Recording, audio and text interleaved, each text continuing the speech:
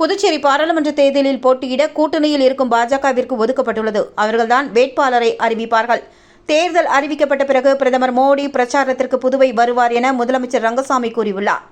மத்திய அரசின் வழிகாட்டுதலின்படி 5 வயதிற்குட்பட்ட 81,334 குழந்தைகளுக்கு போலியோ சொட்டு மருந்து முகாம் இன்று நடந்து வருகிறது.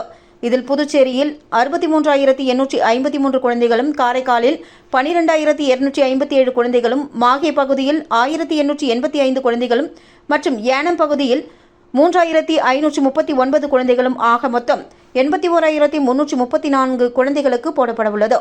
அந்தந்த பகுதியில் அமைந்துள்ள மருத்துவக் கல்லூரி, ராஜீவ்காந்தி அரசு பெண்கள் மற்றும் குழந்தைகள் மருத்துவமனை, ஆரம்ப சுகாதார நிலையங்கள், சமுதாய நலக்கூடங்கள், அங்கன்வாடி மையங்கள் மற்றும் அவரவர்களின் இருப்பிடத்திற்கு அருகிலேயே அமைக்கப்பட்டுள்ள முகாம்களில் சொட்டு மருந்து வழங்கி வருகிறது.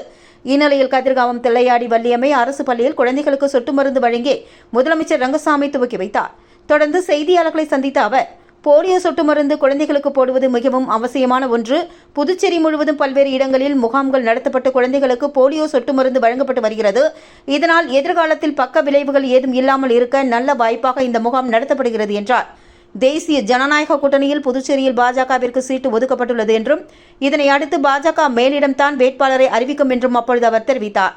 புதுச்சேரியில் போதைப் பொருள் நடமாட்டத்தை கட்டுப்படுத்தப்படும் என்றும், பிறந்த பெண் குழந்தைகளுக்கு 50,000 ரூபாய் வைப்பு நிதி வைக்கப்படுவது நிறுத்தப்பட்டுள்ளது என்றும், பொய்யான தகவல்கள் பிறந்த குழந்தைகளின் பெற்றோருடைய வங்கி முகவரி பெற்று அவரவர் வங்கி கணக்கில் செலுத்தப்பட்டு வருகிறது என்றும் தெரிவித்தார்.